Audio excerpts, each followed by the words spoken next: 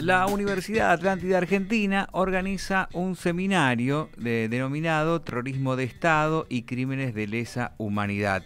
Bueno, este seminario se dictará, justamente tiene 8 encuentros de duración, ¿no? Inicia el 9 de octubre a las 18 horas. Vamos a hablar en esta primera mañana con Natalia Andrea Messineo, es coordinadora pedagógica del Seminario Terrorismo de Estado y Crímenes de Lesa Humanidad, abogada con especialización en Derechos Humanos, integrante del Instituto de Estudios en Derechos Humanos de la Universidad Atlántida Argentina, fue presidenta de la Asamblea Permanente de los Derechos Humanos, Delegación Mar del Plata. Como abogada representó a los organismos de derechos humanos y víctimas de los juicios por la verdad de Mar del Plata, Tandil, Azul y Olavarría. Fue abogada querellante por la APDH de los juicios por crímenes de lesa humanidad de Mar del Plata, Azul, Olavarría. Integró equipo técnico del Centro de Asistencia a Víctimas de Violación de Derechos Humanos, entre otras cosas, ¿no? Así que le voy a dar los buenos días. Natalia, ¿cómo le va? Buen día. ¿Qué tal? Buen día, ¿cómo están ustedes? Bueno, en principio, ¿no? Contentos con que esta calidad, ¿no? de seminarios lo podamos tener en forma virtual, en este caso, pero también a partir de una iniciativa de la Universidad Atlántida Argentina, ¿no? Un poco, ¿qué es lo que están programando para estos encuentros que comenzarán dentro de poquitos días? Sí, para la Universidad Atlántida Argentina siempre es prioritario seguir difundiendo nuestro pasado reciente en lo que tiene que ver con la violación masiva de los derechos humanos en la última dictadura cívico-militar. Desde el Instituto de Estudios en Derechos Humanos ya hace bastantes años que venimos trabajando en estas temáticas e incluso desarrollando algunos de los integrantes y quienes van a ser docentes del curso tareas de investigación acerca de cuál fue la impregnación del terrorismo de Estado en la zona del Partido de la Costa. La propuesta del seminario tiene que ver, por un lado, conocer cuáles son los fundamentos del derecho internacional de los derechos humanos que con el desarrollo y la instauración de la dictadura cívico-militar fueron violados de manera masiva en nuestro país y cuál es la responsabilidad internacional que los estados tienen frente a la violación de los derechos humanos en el ámbito internacional. Ustedes recordarán que cuando en la Argentina estaban las leyes de impunidad, la ley de punto final y obediencia de vida que impedía el juzgamiento a los genocidas de nuestro país, se iniciaron distintos procesos penales en distintos países del mundo en donde se juzgaban los hechos acaecidos en la Argentina.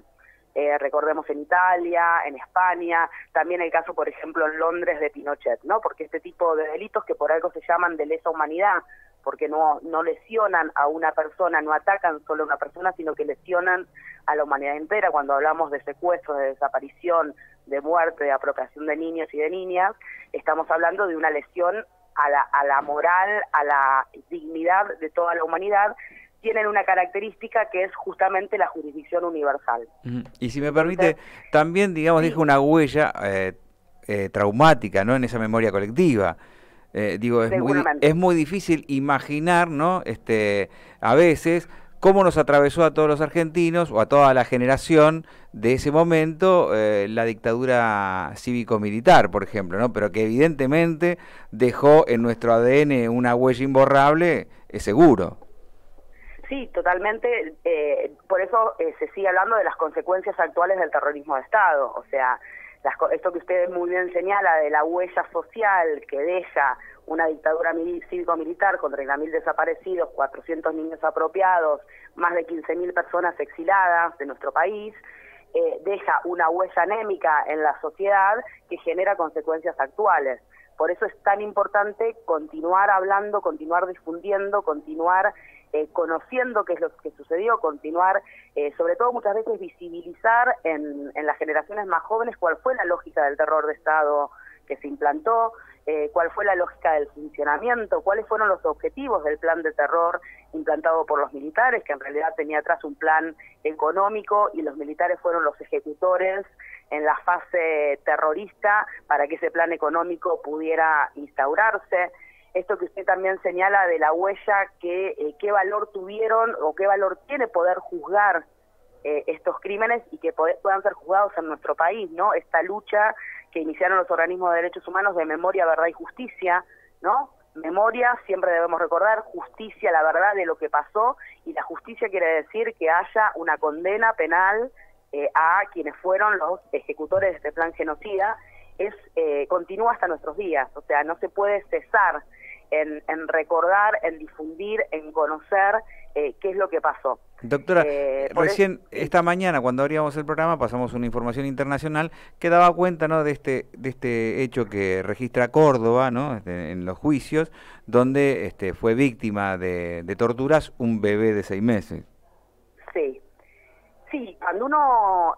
digo, esto como para poco graficar, a lo mejor como para no dejar un fresco, digamos, de hasta dónde hablamos, hasta qué cosas tan inimaginables para las personas hablamos cuando hablamos del terrorismo de Estado. Sí, en 1979 vino la Comisión Interamericana de Derechos Humanos a la Argentina, que llega a la Comisión Interamericana a través de las denuncias que personas exiladas y que organismos internacionales de derechos humanos hacían de la situación que estaba atravesando la Argentina, más allá de la pintura que muestran en algún punto los militares, reformando la ESMA, llevando a detenidos de la ESMA, a secuestrados de la ESMA a una isla en el Tigre para que determinadas cuestiones no se vieran. Ese informe de 1979 de la Comisión Interamericana de Derechos Humanos dice que las atrocidades que cometieron o que se estaban cometiendo en ese momento por la dictadura cívico-militar eran peores que las atrocidades cometidas por el nazismo. Entonces, esto que usted grafica, esto que surge en el testimonio, es una muestra de la atrocidad, de la perversidad que desarrollaron los militares genocidas y las patotas de secuestro y las patotas de tortura que trabajaban día y noche de manera incansable torturando en los distintos centros clandestinos de nuestro país. Y digamos que es un informe de 1979, cuando un montón de las atrocidades cometidas todavía no se habían conocido. Y muchos de los argentinos ni siquiera vimos, ¿no? Años más tarde. Me gustaría que nos concentremos en el seminario, por último, como para por lo menos dejar en claro este ciclo de encuentros que permitirá exponer. Sí, el seminario, como usted bien dijo, es un seminario en modalidad virtual, con lo cual va a tener 8 encuentros presenciales vía Zoom que comienzan el 9 de octubre.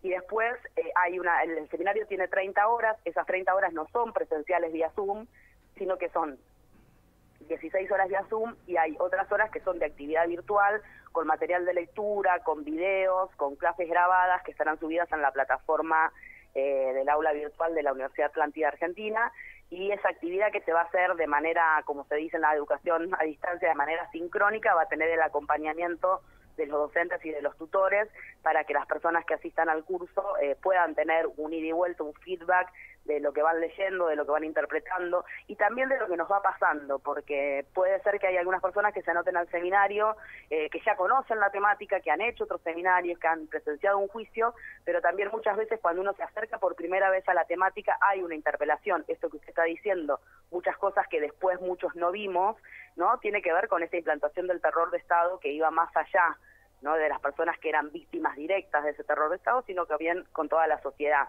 Entonces esto del no ver, ¿no?, tiene que ver con este terror de Estado que también se extendía a la sociedad. Entonces cuando uno se acerca muchas veces por primera vez a la temática, cuando uno puede ver un video por primera vez en donde declara una víctima de terrorismo de Estado, nosotros cuando transitábamos los juicios decíamos que uno deja de ser el mismo una vez que entra a un juicio de crímenes de lesa humanidad y escucha de manera directa el testimonio de una víctima. Uno como persona ya deja de ser la misma persona. Entonces muchas veces las personas que se acercan por primera vez a esta temática necesitan hablar y ahí vamos a estar nosotros acompañando, tutoreando, para que realmente esto sea no solo un proceso de conocimiento teórico de lo que pasó, sino como lo que usted dice, que también permita que otras personas sostengan esta bandera de memoria, verdad y justicia, porque cuando se busca multiplicar tiene que ver justamente con esto, con pasar a otras personas y que seamos más los que hicimos esta bandera que nunca puede bajarse, por más que pasen 100 años, esta bandera de memoria, verdad y justicia nunca puede bajar. Bien, ¿cómo se inscriben los interesados? Y despejemos, ¿está orientado únicamente para estudiantes? No, para todo el público en general. No, está orientado para todo el público, es abierto a todo el público porque es interdisciplinario y no está dirigido el seminario a una profesión o a alguien graduado de determinada profesión, sino está abierto a toda la comunidad que esté interesada en la temática. Claramente hay algunas personas que pueden estar más interesadas, sería muy interesante que docentes puedan inscribirse porque esto es un tema que integra la currícula de los colegios primarios, de los colegios secundarios, pero está abierto a toda la comunidad que resuene y que esté interesada en saber qué pasó en nuestro pasado reciente. Bueno, usted decía que la universidad estaba interesada también en un punto en la reconstrucción, ¿no?, que había tenido este proceso histórico en nuestra zona también. Digo, usted perteneció o participó de los juicios del Mar del Plata, Azul, si no me equivoco, Tandil, ¿no?, o La Barría. Sí. ¿Qué pasó en Dolores, digamos? ¿Hubo juicios también de lesa humanidad o no? En Dolores hay una tramitación de un juicio penal en primera instancia que tiene que ver con investigaciones realizadas con cuerpos que aparecieron en la costa de Villa Gesell. Incluso hay un libro escrito en esta temática, pero es un juicio que todavía no ha llegado a instancia de un juicio oral. Bien. Está en etapa, lo que se llama técnicamente en etapa de instrucción. Bueno, pero digo, no tuvimos casos de personas que se hayan presentado como víctimas del terrorismo de Estado, como en el caso de los juzgados que cité. En Dolores hay. En Dolores hay. En Dolores hay, sí. Bueno, muchas gracias. Porque nuestra costa atlántica fue depositaria de los vuelos de la muerte, porque en Mar del Plata, desde la base aérea de Mar del Plata, está confirmado por soldados que estarían vuelos de la muerte, digo, para tener en cuenta, digo, que nuestra costa atlántica no fue ajena, porque muchas veces cuando hablamos del terrorismo de Estado, imaginamos la ESMA como el gran centro clandestino de detención en Ciudad de Buenos Aires, pero la realidad es que las distintas provincias tuvieron sus ESMAs en cada una de sus ciudades, y por eso es tan importante conocer lo que pasó en nuestra propia ciudad, ¿no? Porque tiene que ver también con esto que usted decía, con la construcción histórica de mi ciudad. ¿Qué pasó en mi ciudad cuando el terrorismo de Estado estaba vigente? Bueno, doctora, le quiero agradecer este tiempo y me trajo a la memoria una frase que repetía Rodolfo Ledo, ¿no?, aquel director o aquel director de televisión y que hizo varias series infamosas, que decía, ¿no?, él hablaba del exilio interior, ¿no?, que estos lugares, como la costa, habían sido los lugares del exilio interior, donde la gente iba en búsqueda de construir una nueva vida, ¿no?, por ese que nos queda el mote a toda la costa atlántica bonaerense de cuántos fugados hay ahí, ¿no?, en la costa, ¿no? Y tiene que ver con esto. Digo, también un poco, a lo mejor, esas cosas de esto es preferible no hablar, también nos haya quedado a nosotros como parte de ese proceso histórico, ¿no? Totalmente, pero para desmitificar la frase de la dictadura del silencio de salud, en realidad lo que genera salud justamente es hablar de estos temas, es escuchar a las víctimas, es empatizar con las víctimas y es conocer justamente cuál es nuestra historia. Muchas gracias por atendernos, un gran abrazo. No, gracias a ustedes, hasta luego.